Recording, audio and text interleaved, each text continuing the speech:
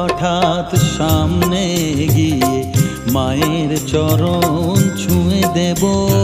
ভেবো না হঠাৎ সামনে গিয়ে মায়ের চরণ ছুঁয়ে দেব।